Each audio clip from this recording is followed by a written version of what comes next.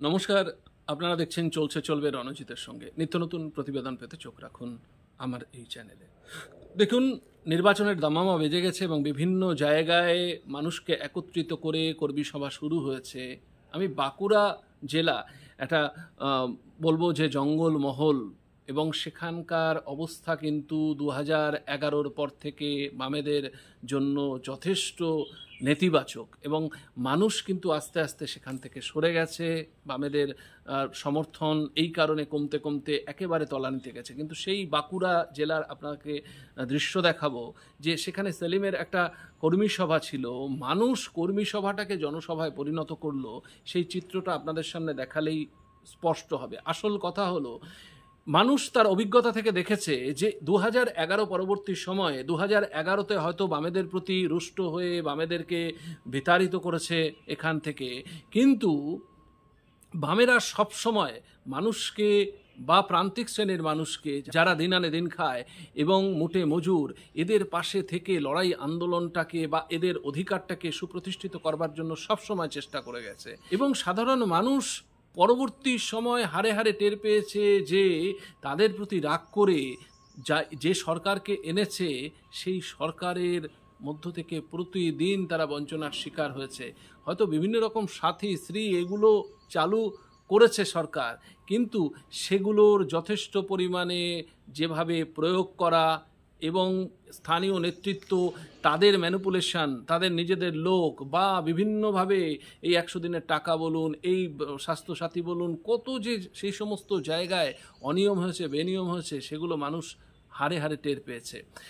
সবচাইতে বড় ব্যাপার, মানুষের সামনে কোনো দিশা নেই, কর্মসংস্থান নেই কোনো রকম। যারা উচ্চশিক্ষায় শিক্ষিত হচ্ছে, যারা একটা নির্দিষ্ট লেভেলের শিক্ষা নিচ্ছে, কোনো রকম পরীক্ষার ব্যবস্থা নেই, কোনো রকম তাদের কর্মসংস্থানের সুযোগ নেই, নতুন কোনো শিল্প নেই, কলকারখানা নেই, শুধুমাত্র এই দান ধ্যান এর উপরেই কি মানুষকে বেঁচে থাকতে হবে? মানুষ কিন্তু এই জিনিসটা বুঝতে পারছে, এবং বুঝতে পারছে বলেই ধীরে ধীরে তাদের যে নতুন প্রজন্ম, তাদের পরিবারে বেড়ে ওঠা নতুন প্রজন্ম, তাদের কথা ভাবতে গিয়েই এবারে তারা ভাবছে যে না, বুদ্ধদেব ভট্টাচার্য যেই সমস্ত সিদ্ধান্তগুলো নিচ্ছিলেন সেই সমস্ত সিদ্ধান্তগুলো যদি ইমপ্লিমেন্টেড হতো, আজকে পশ্চিমবাংলার রূপ এই রকম হতো না, এই দয়া দাক্ষিণ্যের উপর বেঁচে থাকতে হতো না। আজকে অন্যের দয়ায় আমার ছেলেটা পড়বে, অন্যের দয়ায় আমার মেয়েটাকে বিয়ে দেব, এই জিনিস দেখতে হতো না, প্রকারান্তরে ভিখারিতে রূপান্তরিত হতো না।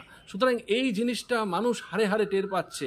তাই বাঁকুড়ার মতো জায়গায়, যেখানে একটা বড় অংশ ট্রাইবাল এবং এখানকার একটা জঙ্গলমহলে যাদের মানুষের দৈনন্দিন জীবন জীবিকা ভীষণ সাধারণ এবং প্রান্তিক শ্রেণীর মানুষের বসবাস যেখানে প্রচুর, সেই সমস্ত জায়গাগুলো কিন্তু এখন বুঝতে পারছে যে বামেদের যে সমস্ত নীতি বা বুদ্ধদেব ভট্টাচার্য যেই সমস্ত জিনিসগুলো রিফর্মস করতে চেয়েছিলেন, যেইগুলো ইমপ্লিমেন্ট করতে চেয়েছিলেন, সেইগুলো যদি করা হতো আজকে, তাহলে আমাদের এই পশ্চিমবাংলায় এই রকম দৃশ্য দেখতে হতো না, দুর্নীতি দুর্নীতি আর দুর্নীতি। সুতরাং সেই সমস্ত জায়গা থেকে আমাদের মুক্তি আমরা পেতাম অদূরেই, এটা মানুষ কিন্তু এখন উপলব্ধি করতে পারছে। আমি আর কথা বাড়াবো না, আপনি দেখুন যে একটা কর্মী সভা কিভাবে জনসভায় পরিণত হলো বাঁকুড়ার বুকে। মোহাম্মদ সেলিম সেখানে উপস্থিত ছিলেন। আমাদের সমস্ত দিকে নজর থাকবে, আপনাদের নজর থাকুক চলছে চলবে রণজিতের উপর। ধন্যবাদ। রক্তের মধ্যে নেই মুক্তি, স্বাধীনতা। আজকে আমাদের দেশটাকে আবার বর্ষতার মধ্যে নিয়ে যাওয়া হচ্ছে।